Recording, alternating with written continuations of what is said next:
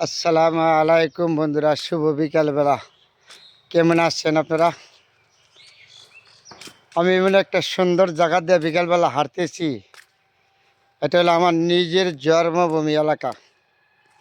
আমি গ্রামের বাড়িতে আসছি, তো আসার পরে আপনাদের সাথে আজকে আমার বাড়ির পাশ দিয়ে হাঁটতেছি, রাস্তা দিয়া আর এক কথা বলতে আছি। ঠিক বিকেলবেলা সবসময় তো আর সময় পাই না আসার, তারপরে যখনই সময় পাই তখনই ছুটে আসি এই জন্মভূমি থেকে।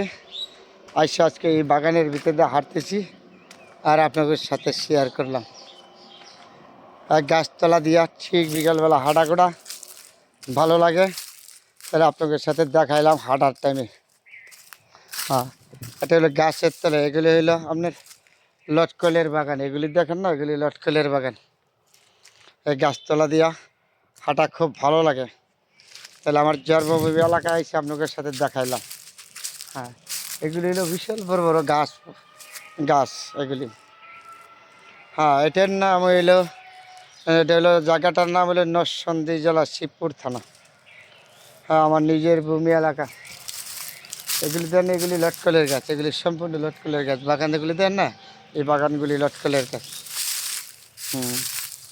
এগুলিও সুন্দর। এগুলি আবার এই যে গাছতলা, এটি কেউ বলে আপনার বাঁশ বাগান, ওইটা হলো লেবু বাগান, এদিক দিয়ে হলো লেবু বাগান।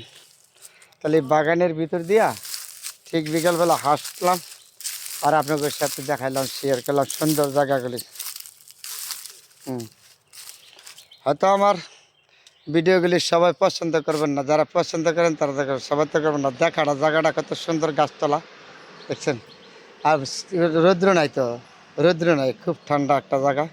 এই ঠান্ডা জায়গায় গাছতলা দাঁড়িয়ে থাকলে বিকেলবেলা কারণও ভালো না লাগে। এমন জায়গাতে হাঁটলে মনটা ভরে যাবে না, এমন সমস্ত জায়গাতে হাঁটলে মনটা অটোমেটিক ভরে যায় মানুষের।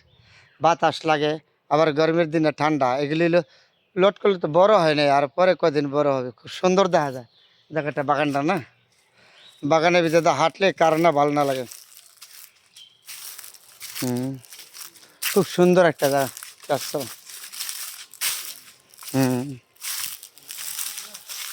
বিকালবেলা তো হাঁটতে ভালো লাগে, হাঁটার জন্য খুব ভালো। ওই দিকে যে পড়ে রয়েছে গাছে ফলে রয়েছে, কেউটা কেউ ধরে না, তো শুন নাই তো। হয়তো মনে করেন আমাদের শহর বন্ধুরা একটা থাকলে কবে খাইলে লুইলে নিয়া, এই যে গাছটা রাস্তার কিনারে কাঁঠাল, এই তো করা খাইলে লুইলে লটকল, কোন জীবনে গাছের খাল খাইলে লুইলি নিয়া।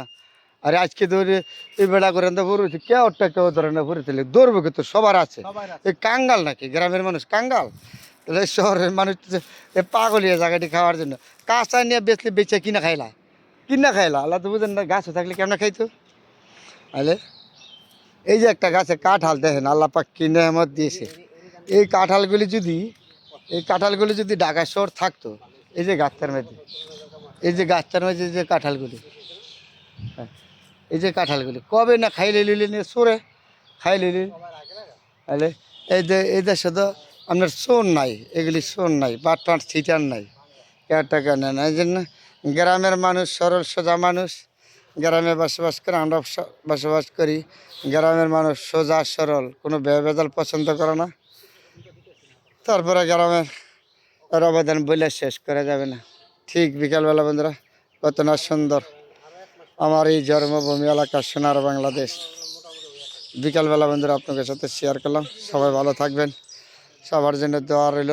যদি অন্য কোনো সময় আবার আসি, তাহলে আপনাদের সাথে আবার দেখা হবে। সবার জন্য দোয়া এবং শুভকামনা রইল। আলহামদুলিল্লাহ, আলহামদুলিল্লাহ।